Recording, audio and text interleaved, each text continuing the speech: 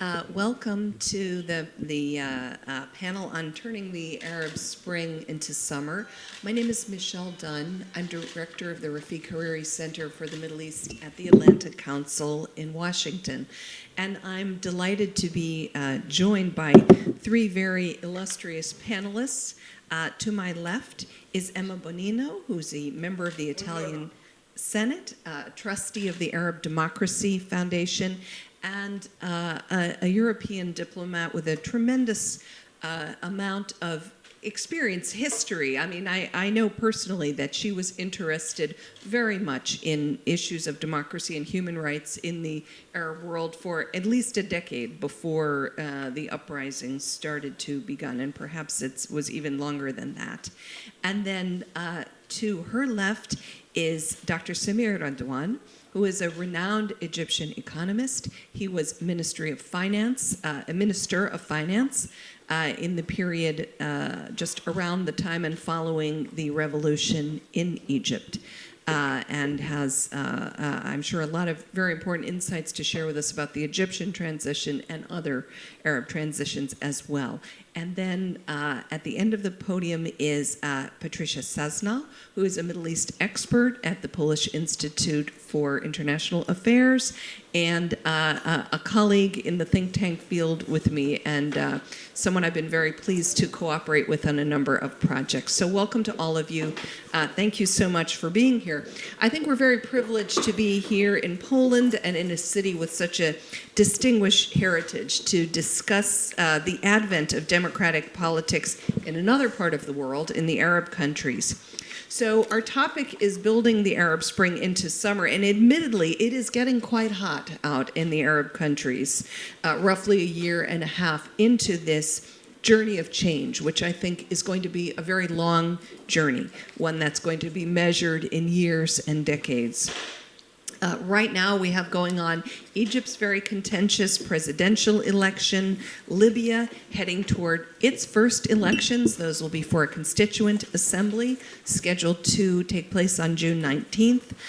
Tunisia is embarking on the writing of a new constitution, which many hope will be an important example for the rest of the region.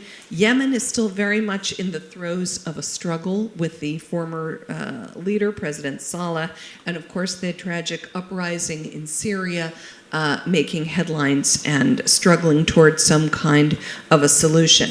But despite all these difficult things, one thing, there's a lot of negative thinking in the United States now about the Arab transitions, but it is still very early days, and I think it is far too soon to pass judgment and certainly too soon to give up. But it's not too soon, I think, to ask, what have we learned so far?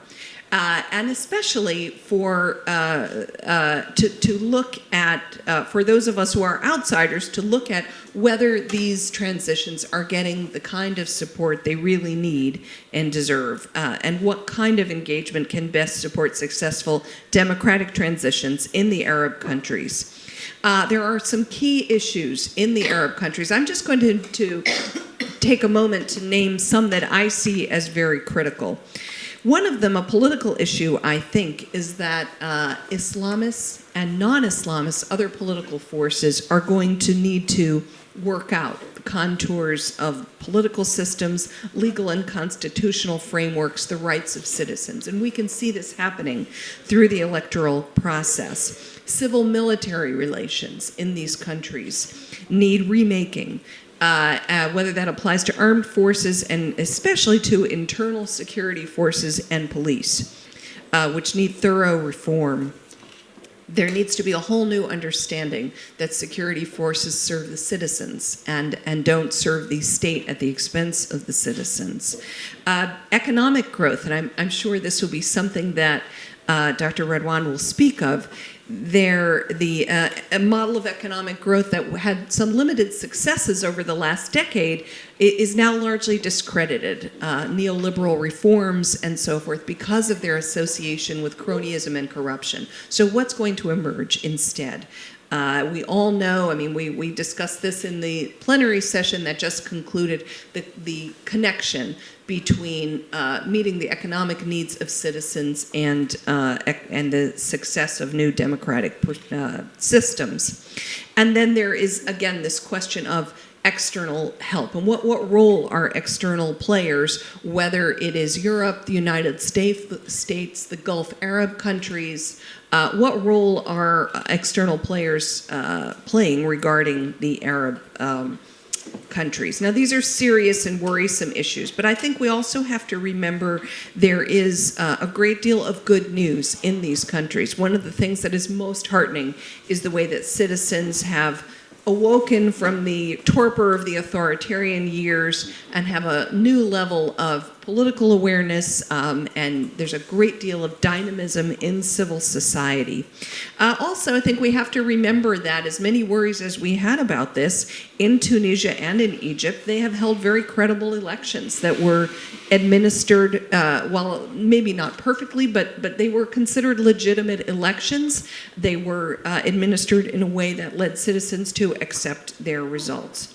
So I'm going to start with you, Samir, if I may. I want to ask you, looking at this from the point of view of an Egyptian who's playing a prominent role in the life of your country, what have you learned so far from watching these transitions?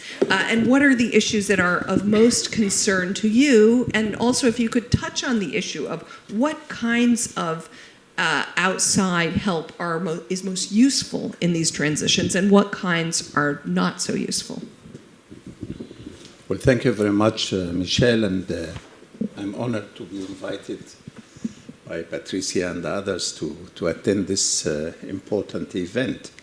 And you are quite right. I think the previous panel, and especially the contribution by C.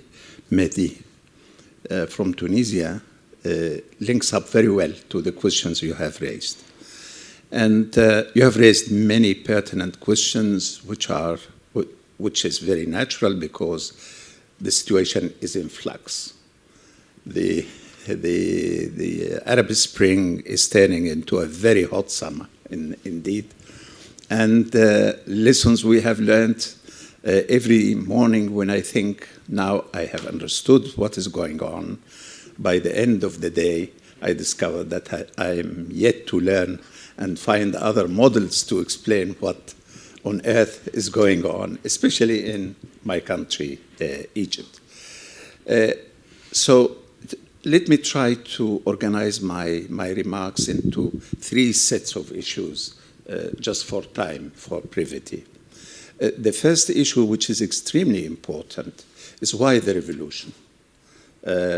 There's a little book that came out from the Financial Times correspondent about the global revolutions, where he explains that revolutions took us by surprise, actually, in this part of the world.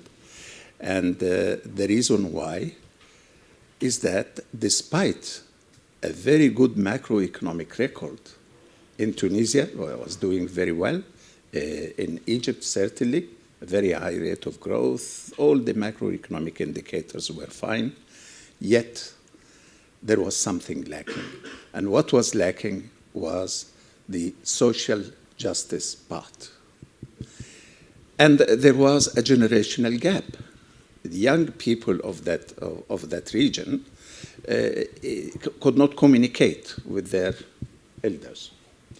Therefore, they resorted to a virtual world, which they created through internet, Facebook, Twitter, and so on. They created this world.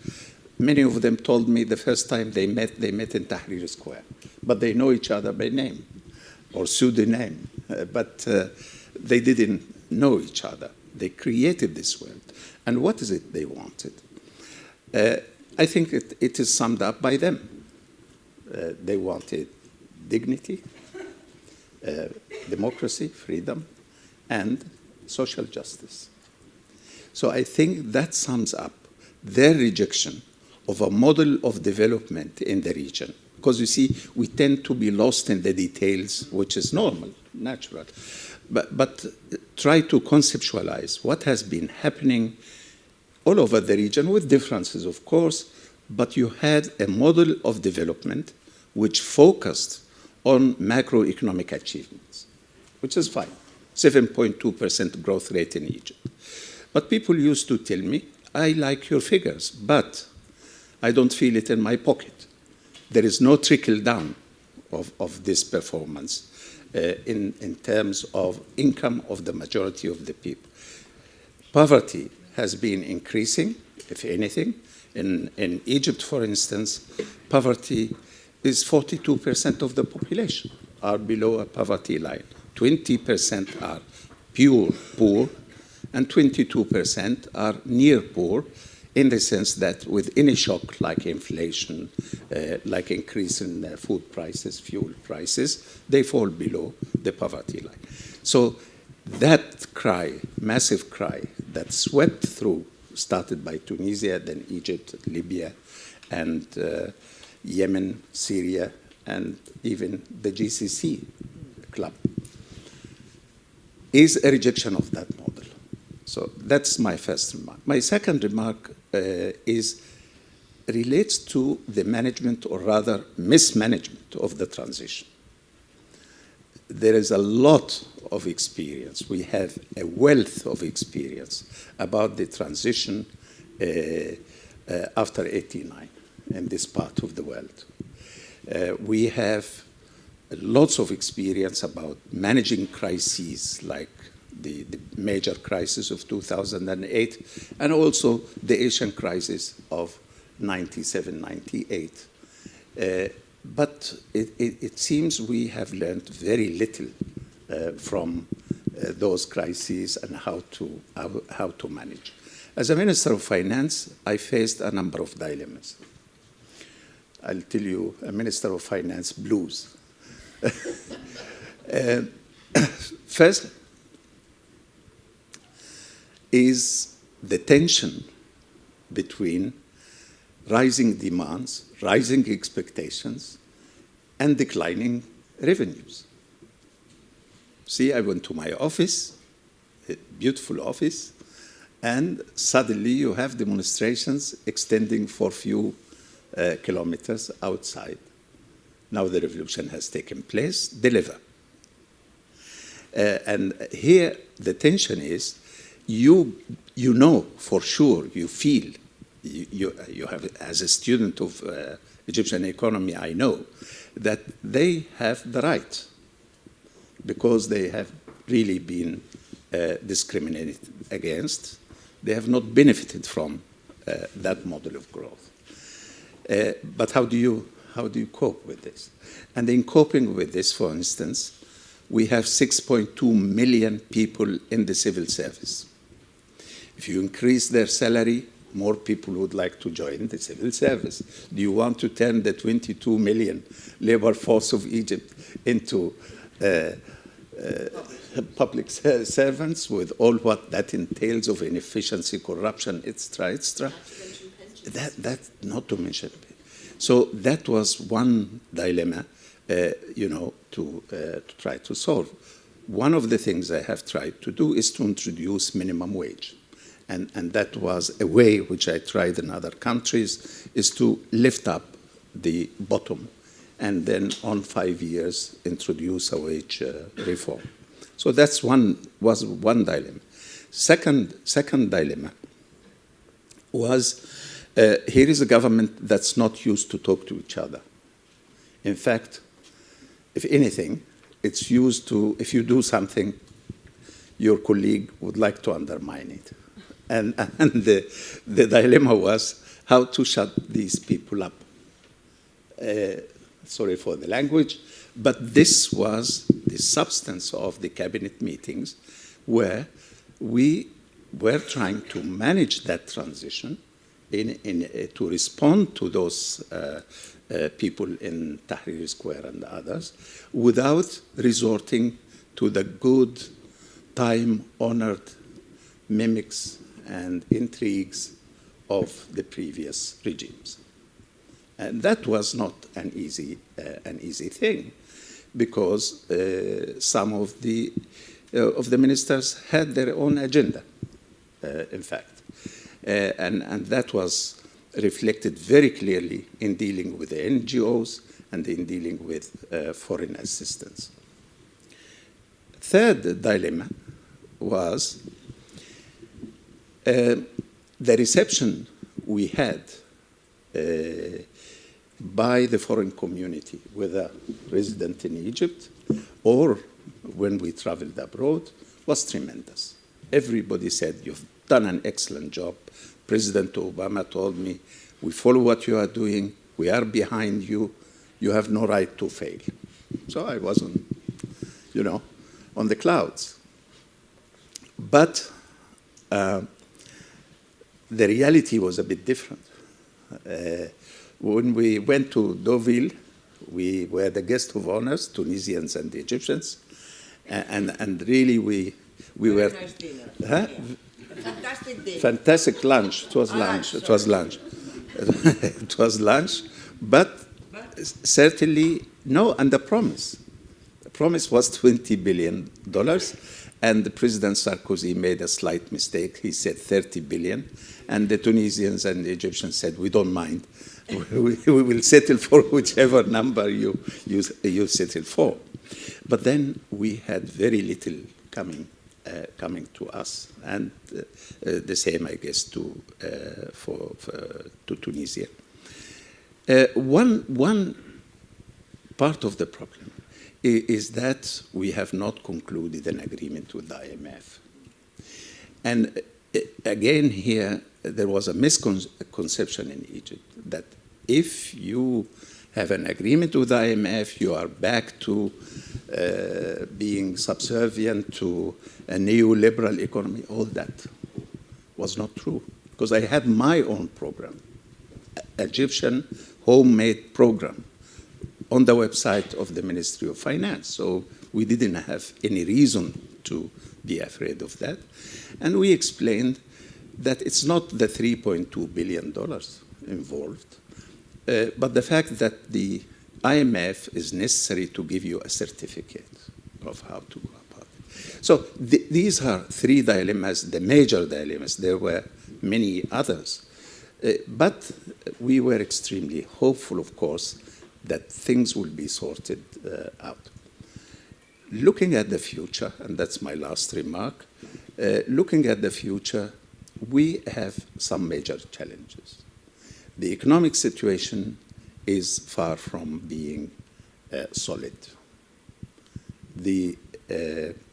For instance, the international reserves, when I came to the ministry, they were $36 billion. Now they are less than 15. So they are dwindling. The credit available for the private sector is highly squeezed.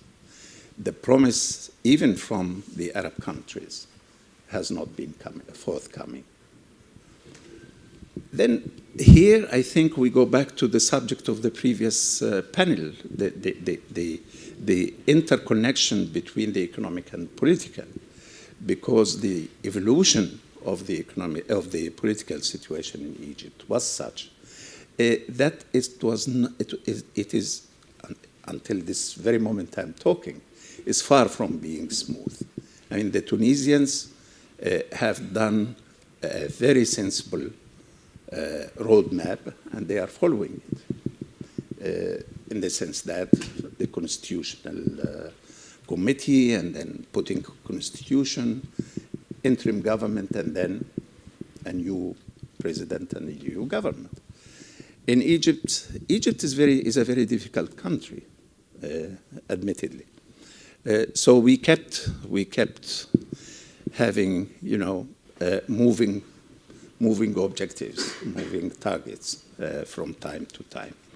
The result now is that add to this, to the complexity of the problem, two very important things. One, the revolutionaries who made the revolution are politically out of the gains of the revolution. They feel totally alienated. They are frustrated. And even their slogans, about freedom and social justice have been replaced by religious, fanatical slogans at the moment, which brings me to the other complication, and that's the dynamic of the Islamic trends in the Egyptian society. I think that is a very important thing. Here again, I fully share the remarks of my Tunisian colleague that there has to be a separation between religion and the state. But our strand of religious groups is much more influenced by the Wahhabi strain of thinking that is focusing on personal affairs, focusing on the form, how do you dress, especially when it comes to women. They have not made the transition, which the Tunisians have made and decided this is the way we are going. Or, in fact, the Polish have done, or, in fact, the Turks. So I think, that's why I bring them at the end. But the tension is real. It's reflected in the presidential elections, which the second round is coming very soon. Having painted this picture, which may sound a bit pessimistic, I would like to end on a very positive note. In the expanse of history that is Egypt, this is nothing. It's 18 months. So I don't think we should despair, because the Egyptian economy is intact. It has not been destroyed. Not a single factory has been destroyed. If the tourists come back tomorrow, the hotels are there, the buses are there, the staff are there. So you see, the Egyptian economy is a diversified economy. It can pick up tomorrow. So from that point of view, I am quite optimistic. Sorry to be too long. No, not at all. Thank you very much, Samir. Just a brief comment on what you said, something that you alluded to in several points that I think is a special challenge of Egypt is the persistence of many elements of the Mubarak regime that are still there. I mean, obviously, you didn't, in a sense, have a full revolution. You had a revolution, but that left the military in control during the transitional period. And even, as you noted, some ministers from the Mubarak era were still in place and bringing the thinking of the Mubarak era forward. I mean, particularly with relation to foreign assistance, looking for grant assistance, refusing loans, and even soft loans with very soft conditions from the IMF and so forth. So that's been one of the, and it always is, I think, in post-revolutionary situations. There are always some elements of the old regime who are there or who reemerge, and this difficult situation of working out the new and the old. So anyway, now to turn to you, Emma. May I just interject here Yes. very quickly? If you compare the Egyptian and the Tunisian cases, in Tunisia, the political powers were allowed to play their role. Right. In Egypt, the military has protected the revolution. It could have been crushed in 2 days, but it has protected the revolution, but unwittingly, it had stifled that healthy development that took place in Tunisia. Yes, I think one of the things that in Tunisia, it was civilians who designed the transition, and who went first for election of a constituent assembly and writing of a constitution before parliamentary elections and so forth, whereas in Egypt, it was the military who made those decisions. And we see this sort of awkward transition. Now, this situation, Emma, in which the 3 Arab countries that are in active transitions right now each have their own challenges, is leading some in the West to say, and I think we heard this even come up this morning, well, we want to help more, but it's just such a difficult situation. We don't have partners with whom to work, or the partners we have are too difficult, and so forth. How do you view this? How do you view what's going on in these countries, and whether the West is really meeting the challenge that it should? Well, first of all, in some way, we have been very few in the last decade and living in Cairo and moving around, simply reporting to our capitals that the situation was not at all as stable as they wanted to think.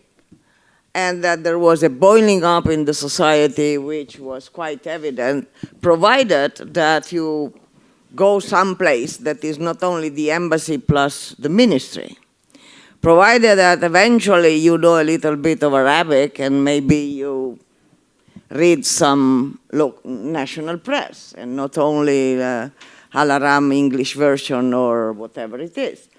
Provided that you decide that, in fact, you live in Egypt and not exactly in an office in Brussels or whatever it is. So not only it took by surprise, because nobody wanted to listen to the very few voices that I'm not a specialist, but simply the demographic, let's say, explosion was in Egypt was so evident, coupled with a technology explosion by which maybe at the end of Aswan, maybe, water is not there, but Facebook is there. So the young generation and don't misunderstand that the role played in the last 10 years by Al Jazeera, with which I do disagree most of the time, but that is the point, simply means that the national TV didn't have the monopoly anymore of the information to their national public opinion, because people watched Al Jazeera or Al Arabiya or whatever you wanted and began asking some question and have a different perception of what was going on in the world. So when the head of states tried to go and speak to the people through the national TV, sorry, but it didn't have the monopoly of how to shape a public opinion, of his own public opinion, because public opinion was already elsewhere, right? But all these trends has been totally not seen, let's say, by us in Europe. And in fact, the real truth, be it the think tank, the best ambassador, the best expert, the best whatsoever, and I think there is one clear reason for that. And the reason is that the regime had been there for 30, 35 years. We knew into details who is who and what to expect from them, even the double language. We were pretty good, them and us, on double language and double standard. It was a sort of university competition. But in so doing, we forgot to look at the country. And we forgot to look at the social change in the country, the demographic one, the technology spread. And so suddenly, when it happened, they in Europe were not happy at all. First of all, it was much easier to deal with the previous regime. Secondly, we are a little bit busy on our own crisis. We are really at the point of break or not break Europe. So I don't want to sound too pessimistic, but that is exactly the situation. And frankly, to have another problem in the south of the Mediterranean, that's, frankly speaking, that's too much. On top of that, these guys in the south have been quiet for 30 years, and now suddenly we are not prepared. We don't have time. We have other business. So there were some lunch, few, by the way, one in Deauville. And normally we are more generous in lunch and dinner, but even from this point of view, I think we resorted to one lunch. In Washington, more than one lunch. Washington, but us, and that's it. And then the Commission tried to come forward with some of a policy that could, in some way, and so they came, the European Commission came forward with this policy with a brilliant title, we will deal with the Southern Mediterranean according to the 3M. The 3M meaning mobility, money, and market. Only that, money is not there, so forget it. Mobility, no, wait. Mobility. At a point, we received 25,000 people fleeing Libya through Tunisia and etc. And we first closed the border. Secondly, we bombed them in the Mediterranean, just avoiding. Third, we called it 25,000 in a market of 400 million citizens, right? We decided that 25,000 was a human tsunami. A human tsunami. No. Mobility. No. Market. Market even worse. You know, these guys, apart making revolution when we are not ready, and being totally impolite, on top of that, they don't even inform us, watch, we are making a revolution. Nothing. So apart being totally impolite, on top of that, they grow oranges, tomatoes, strawberries, potatoes, exactly what we do. So market? No. Market? No. And it is so true that we were supposed to have a free zone of the common market, let's say, in the Mediterranean by 2010, and of course it's not there. And it is so true even now that, again, a market of 400 million persons, right? The European Commission has made, just 1 month ago, a treaty with Morocco on agriculture products, which is tons of oranges or tons of tomatoes or tons of, very cleverly studied. I was Commissioner of Fisheries, so I know how it works. So we will import tomatoes from Morocco, but from October to February, right? So that they don't compete with our tomato. The tomato comes when we don't grow tomatoes from October.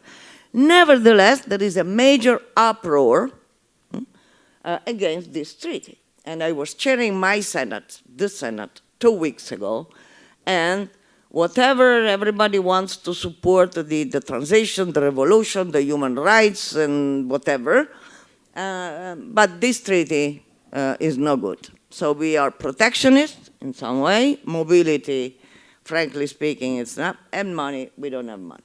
So here we stand.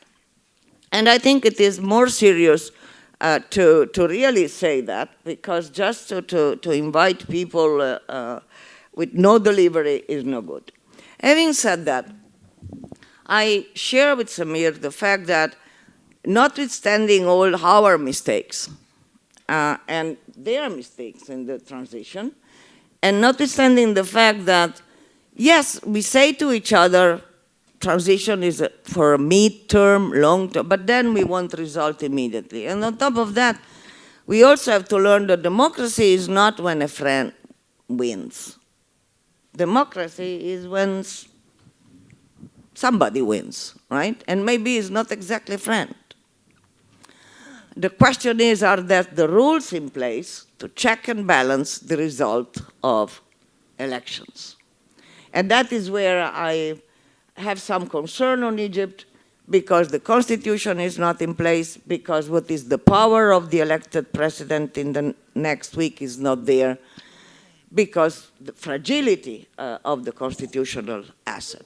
Finally, Samir, I am not sure if people resented the liberal policy of Egypt, for instance, or if people resented the fact that there was no proper distribution. The latter. And I think it's the latter.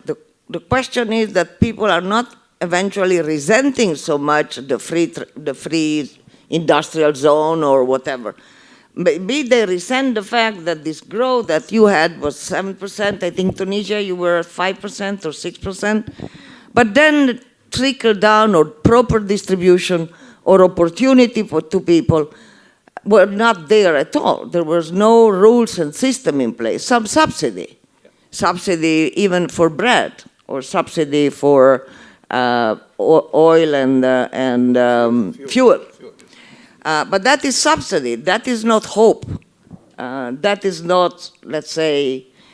So I think that we have to be confident in the sense that it's too early to say it's over.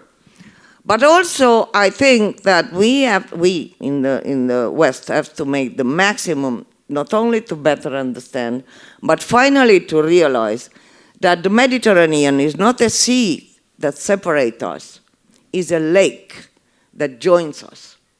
It's so small, and on top of that, we are in a total demographic decline.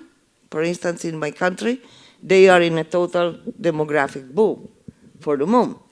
So a better immigration policy should be possible in one way, provided that we decide that integration and we need immigration, that we sit down and try to devise a sort of a sensible policy how you overcome this. But we are not there. That's why I'm afraid you are a little bit alone.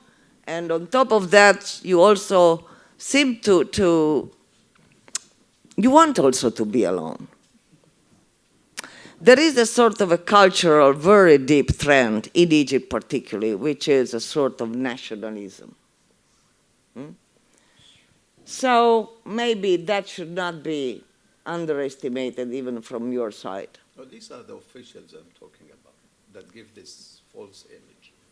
Maybe they give the false image, but when, for instance, you really have the question of the NGOs and people, foreigners, that frankly are squeezed over there, and that is not a very good message of openness and, let's say, no? No? Partly, yes. Partly. Well, okay, so now, Emma, you've ended by opening up an interesting question, and maybe Patrycja will be able to follow up on a couple of things here. I mean, I want to give her a chance to comment on whatever she would like, but also this issue of whether it's nationalist, to some extent anti-colonialist attitudes, how deeply do these run in the societies versus, I think, Samir, you are suggesting that there were, a few specific individuals who were, using this, as you said, sort of playing the old games or using the old tricks to sort of, put aside demands coming from the public by naming foreign enemies or something like that. So that's a question. I mean, what kind of how deep does this run, as I said, in the society, and is this an obstacle to engagement by Europe and the United States with these countries, Patrycja? And also, Emma, I'm wondering, does this mean that you don't believe in the deep and comprehensive trade agreements to be negotiated, the mobility partnerships, all the things we are hearing about from the European Union? Patrycja, I'd like to have your comments on this as well. I mean, what do you think is going to be coming out in European policies, and to what extent, how real will the help be? Okay, I understand you want me to be critical, which I will be, but hopefully in an unorthodox way. A couple of weeks ago, I did a very simple test. I took the 7 threats enumerated in now famous and renowned Arab Human Development Report of 2009 and checked them against the current state of affairs. And what I found, unsurprisingly, confirms that these threats are still there, and no revolution could have dealt with them.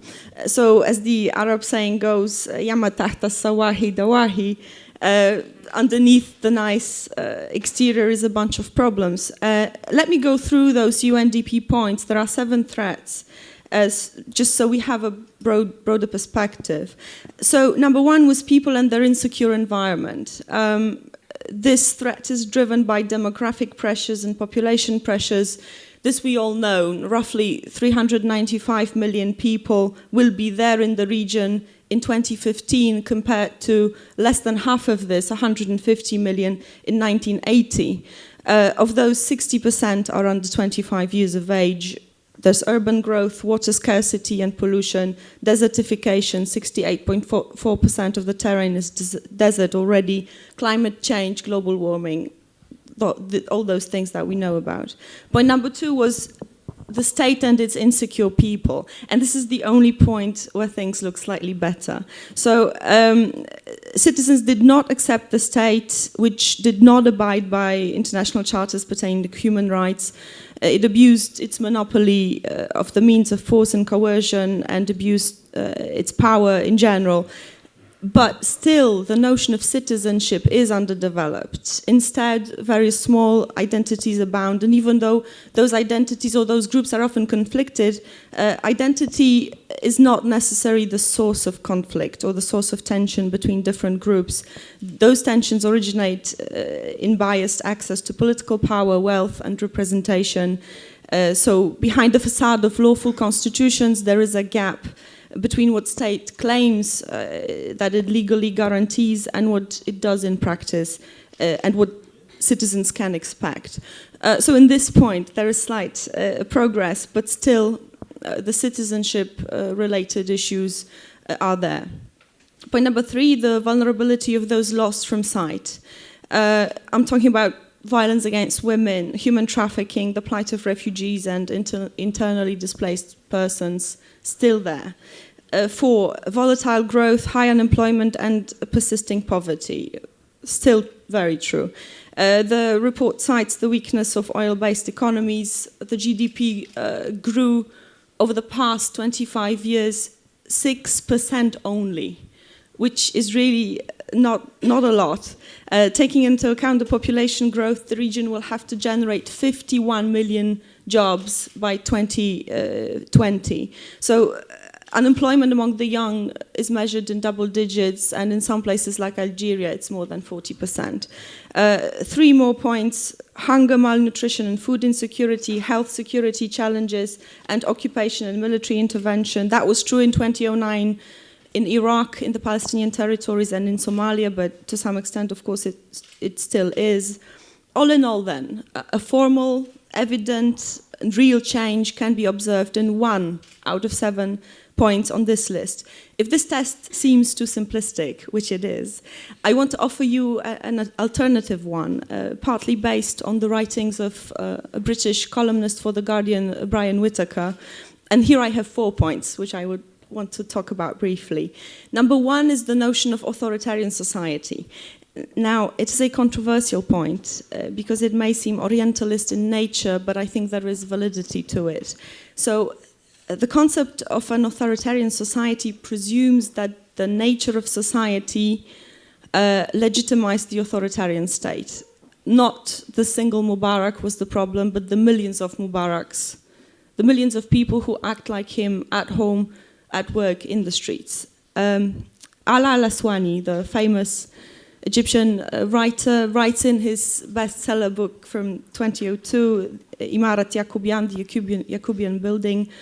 He says, in the words of a corrupt politician in his book, throughout his life, an Egyptian keeps his head down so that he has enough to eat. It's the easiest nation on earth to rule. Allah made them that way. So I think a specific family model creates this authoritarian society. The family has a special place in the Arab heart, as it has in the Polish case for that matter. It's a microcosm of society. It's an authoritarian family, in my view, if you like, whether the father is the absolute king and the mother is a tender but submissive member of that family, and the family is the first circle limiting personal freedoms. And those personal freedoms are subjugated to this collective good and well-being. If one admits that this social model instilled the authoritarian political rule, then one needs to conclude that a real political change can only happen once social changes do. Point number 2 in this alternative model is education, or poor educational system and knowledge deficits. According to the World Bank study of 2008, most pupils, most of the time, learn by heart answers to questions they already know will be asked by the teacher. They rewrite from the blackboard most of the time, and the educational system and all rewards those who copy well and not those who think creatively. So the system reproduces control and submission. In effect, the level of analytical research is very low and is not innovative at all. According to a global go-to think tanks report that the Pennsylvania University does, in the Middle East there are 300 think tanks, and out of those 100 are in Israel, Turkey and Iran. So in the Arab world there are slightly above 200 think tanks, and in France alone there are almost 200. In the UK there are almost 300 think tanks. 3 inequalities, and here I think we need to be careful. I mean, the concept of equality, or the notion of equality, it's slightly different from what we see in Europe, the Indignados movement. It doesn't have a lot to do with that. I think the concept of equality in the Arab world on a daily basis needs to compete with other notions of family, of collective good and well-being. So the values of community win with personal freedoms often, which is epitomized by this notion of wasta, vitamin W, the vitamin wow. And I think there is no sense of citizenship also, which I already mentioned, so that's number 4. In fact, if you go to, there's no sense of responsibility for local environment, for the local, for your local community, beyond your family. I think it's striking for anyone who travels to the Middle East that people would throw trash in the street, in the sea. I myself, I saw it so many times, and I think it really does have to do with those deep-rooted problems of the Middle East. I want to finish soon. I just wanted to mention one point about populism, that the age of populism has started in the Arab world, I think with the elections and the role of intellectuals, which I think would be tremendously important, but the intellectuals are not there, but they should be, like Adonis or Sadiq Jalal al-Azam. 3 conclusions. I think in the past decade, those visceral, deep-rooted problems of Arab countries have increased. The UNDP points at the fragile political, social and economic structures, lack of human-centered policy, and vulnerability to foreign intervention. So none of these 3 problems have vanished, but I think the Arab awakening at least made an effort, or as a result of the Arab awakening, a reform has been undertaken on all those 3 issues.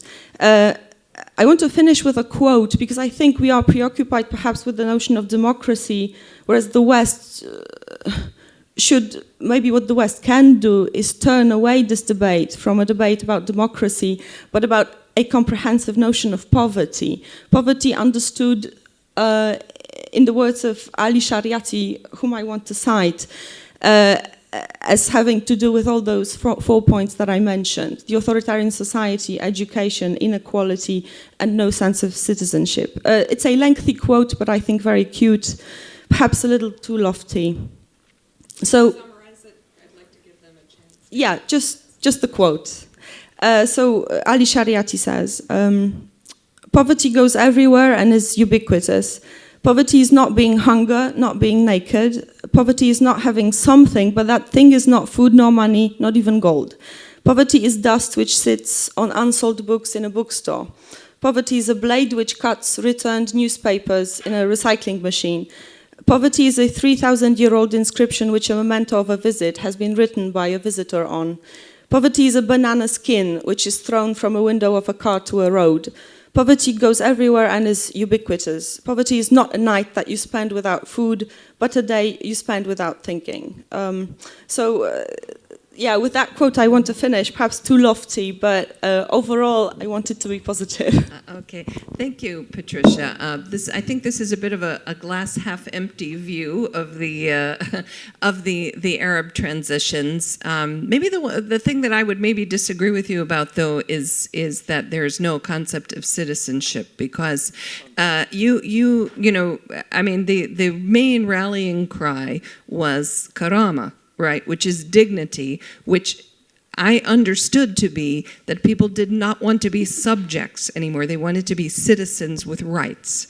That they wanted, and therefore, this desire to have a different relationship with the state, that individuals would be citizens with rights, could make demands, and the state would have to be accountable to the citizens for these demands, whatever they are, economic, etc., through the ballot box. I mean, this is what can give one some hope that all of these things that you're talking about, in a way, they're certainly not resolved, but maybe they're able to be addressed now in a way that they weren't able to be addressed before people started asserting themselves as citizens. Mm-hmm. Anyway, I want to open it up now to you get a chance to say more, each of you, but I want to open it up to the audience for questions. So please, I'm going to give the first question to our colleague from Tunisia. And if you would all please identify yourselves before you ask. Please, Hadi. Okay, my name is Hadi Ben Abbas. I'm Secretary of State for Foreign Affairs from Tunisia. Actually, I do not have a question, but just one remark. What we have just said is very relevant to a number of different things. But there's something fundamental in the methodology of studying, if you allow me. Arab countries are not a bunch of countries that we put together and we foster ideas about them, and we think that we address them exactly in the same way. We have a number of different differences between these different countries, sociologically speaking, culturally speaking, history, and so on and so forth. So it is, from a scientific point of view, in my understanding, a little bit difficult to consider them just as I said, a bunch of countries that we can describe with such rough words, that though the remarks may be very relevant if we consider specific situations in specific countries. But I think that in order to give more relevance to this kind of analysis, it has to be nuanced. It has to be specified. Because the situation in Egypt is, of course, we do share a number of different elements, but it is different from the situation in Tunisia. And it is, even Tunisia and Libya, we are just neighboring countries, but we are different. I'm not trying to put a hierarchy in this difference, but just some stating that we are different. And of course, if we want to address issues as important as politics, citizenship, good governance and so on, we need to take into account those differences in order probably to provide the right answers to the good questions. And thank you. Thank you very much. I think gentleman here. So we'll take several questions and then I'll come back to all the speakers. Jacek Kucharczyk from Institute of Public Affairs. I wanted to first observe that gender diversity on the panel, which stands in a big contrast to the previous panel, which was all male. And my question is related to the gender issue that Patrycja already raised to some extent, speaking about the fact that it's not only the oppression of government vis-à-vis people that Arab revolutions have to deal with, but the oppression within family and social structure, and part of it is gender oppression. I mean, basically unequal position of men and women. And I wanted to ask the direct question, how do you see the impact so far on the Arab revolutions on women's situation, women's position vis-à-vis men, and the general social position? Has it improved? Is there any prospect of this at all? Thank you. Well, this is a very hot issue, so I'm sure we will address this. Thank you, Daniel Bilak from Kiev. I've spent 20 years in Ukraine, and I'm listening to this feeling like deja vu all over again.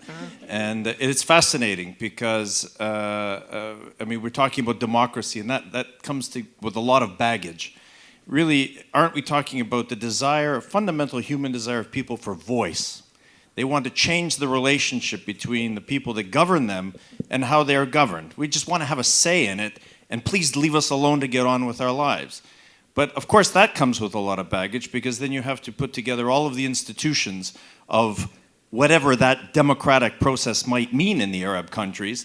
And how do you build, the question is, how do you build institutions that will have legitimacy and reflect the very different expectations, as we've seen from the results of the election, among the peoples in that country, in the Arab countries? Thank you. There's a question in the back of the room here. Thank you. My name is Anna Zamit, and I'm a freelance correspondent affiliated with Radio Free Europe, Radio Liberty. I have the first question to Mr. Radwan. I just visited Egypt, and I was amazed that in this vulnerable time for Egypt, people are still so hospitable and kind, and this was something fabulous. Nevertheless, I have a challenging question for you. There's no concrete data, obviously, but it's an open secret that the Egyptian army has enormous shares in the economy. So while talking about the economic reforms, the importance of the economic reforms, how do you think, to what extent can they be successful without tackling this issue of the Egyptian army's ownership in the economy? And what do you think should be done about that? That's the first question. And second question, about the military trials. We are right now expecting a verdict in the trial of Hosni Mubarak, but Hosni Mubarak is being tried under civilian court, unlike many activists from the Egyptian revolution and other civilians, 12,000 people who have been tried before military courts without due process rights. Why do you think this issue is still a problem? Yes, okay, I'm finishing. thank you. Thank you. I've been warned we only have 5 minutes to Sorry. the buses. I'm going to let this one gentleman ask a very short question. This gentleman right here in the front. A very short question, and then I'll give you each like 1 minute. My name is Tomasz Błoński. I'm from Polish Center for African Studies. I would just like to ask you, we cherish the democracy, we cherish the changes in the Arab world. What if we will not like in Europe and United States, we will not like the results of the elections? Results As of elections. It could happen in Tunisia. It happened already in Palestine that we were not happy with the result. And what if that happened again? Thank Okay, you. great. Let's see. Maybe I'll start with you. Give you each. Let me start with you, Samir. Give you each a minute to respond, and then unfortunately I must let people leave to get the buses out. Well, just 2 words. One is the analysis Patrycja has given is really the causes of the revolution, and that's what I started with. This is precisely this catalogue of problems is what triggered the revolution and the alienation by different groups, especially the youth. I mean, in Egypt, where you have unemployment is 12%, official figures for everybody. For the youth, it's 25%. Access to jobs and so on. So I think these are the reasons that triggered the revolution. From the other questions, I will pick on one because people usually shy away from answering it, and that's the army and the economy, all right? This has been discussed. There are very serious attempts now to bring this under control. The army has 8 holding companies in different parts of the economy, active in different parts. Many of their projects are really loved by the people, like the road to Ain Sokhna and Upper Egypt and so on. They produce cooking oil and, of course, white goods. But the question is the tension between national security and revealing that. And I think the way they are leading to now is to form, and that is just on the paper, it's not done yet, but to form a National Security Council, which will be in charge of vetting the wealth of the army. Right. The parliamentary supervision of the military budget, or at least transparency into yes, but the by military budget. by a National Security Council in which Right. the speakers of both houses will be represented. Okay, thank you. Patricia, let me let you address a couple of these questions. Michele, citizenship, which you raised, there was no sense of citizenship. I'm I talking think- about during the revolutions. Right. Yeah. I think developing a sense of citizenship is a process, so it takes time. I mean, Yes. with those 2 weeks of revolution and then a year later, the sense could not have developed to the extent that perhaps we would want it or they would want it to develop. So I was just pointing at those causes or these visceral causes of things. Different countries, Mr. Minister, you raised that. Of course, I mean, this is the problem of a 10-minute talk, that you have to generalize. Tunisia is definitely at the forefront of those changes, and your country is doing the best out of all. So undoubtedly, there are changes. But I was also trying to say something that has not been said or is not usually and often explicitly said out loud. But nevertheless, دوام الحال من المحال. You cannot continue the way you have been going on. So I think, yes, Jacek, you asked the question about women. I think it wasn't only that the oppressed stood up, yes, the oppressed stood up to the oppressor, but on many different levels. So these were the people of the country against the authorities. These were women who stood up to men also. And the revolution showed it very clearly. I mean, so many women involved in the revolution and in those events. The employees stood up to employers, and all the smaller ones stood up to the bigger ones in the most general terms. And the younger generation, the sons and daughters, stood up to their fathers and mothers and their grandparents. So this has only started. I think it will last decades. Okay, thank you. Emma, I'm going to give you the last word. No, just a question, not a comment. Now, in fact, in an autocratic regime or in a non-open society, it's very difficult to develop a sense of citizenship.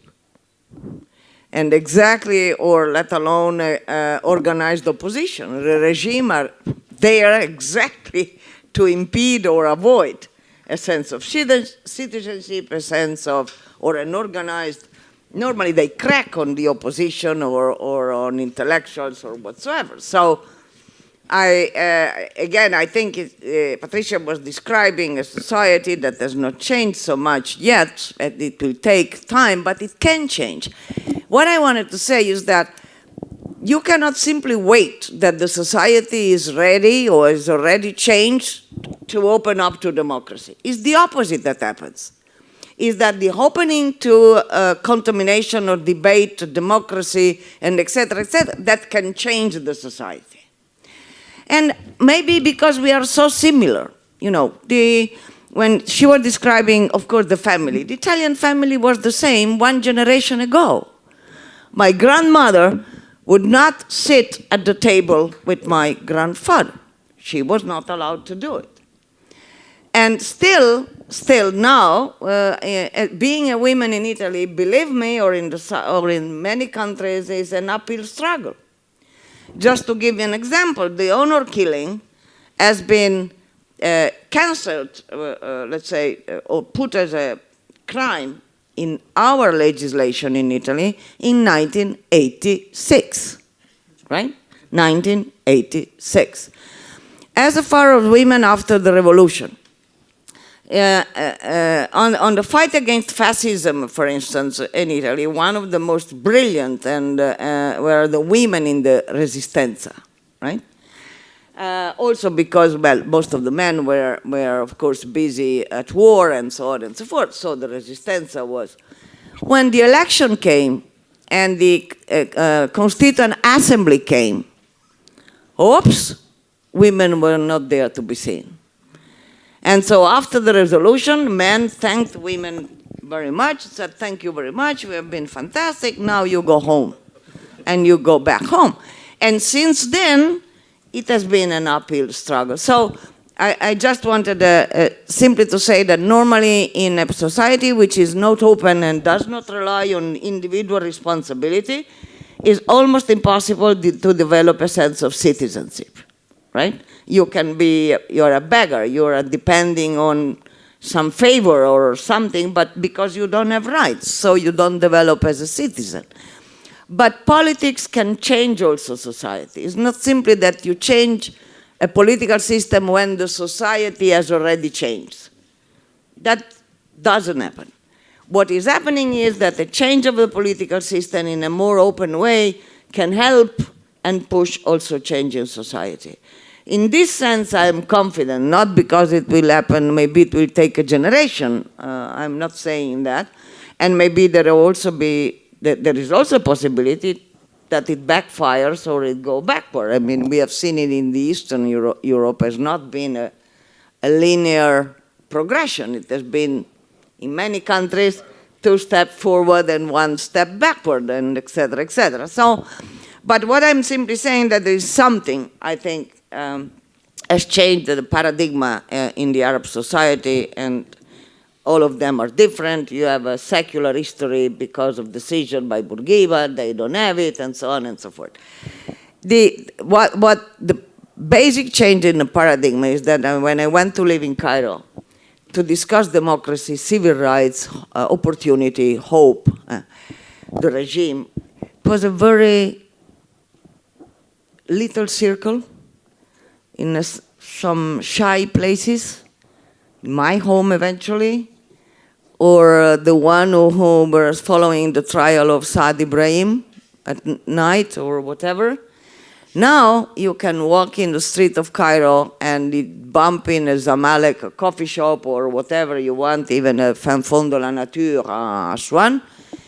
Everybody is discussing and debating politics. Who is going to win? Who is there? Who is he?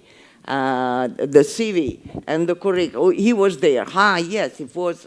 And so I think that the sense of fear and the sense of the fact that they are the pharaoh forever. Most of the, mind you, in Tunisia like in Egypt, most of the population has never, ever known anything else than that particular phase. And mind you also, they were not all so bad. I worked with many on female genital mutilation. I'm sorry that Egypt apparently is going backward again, but I worked with brilliant women, even in ministry. The colleague Mushira Khattab was brilliant and courageous. And in some cases, also Mrs. Mubarak was in the front line. So it was a nuance to something. But the real point is that most of your generation had never seen anything else. And I think that come si dice, la goccia, the final trick that helped exploding was when people had the sense that Mubarak's son was, in any case, in some way, already nominated in some way. So I think that then when people had the sense that it was a monarchy in some way instead of being a republic, I think that triggered also something of enough is enough. Kifaya or whatever. Let me just address very briefly the question of how will the West react when people we don't like are elected or whatever.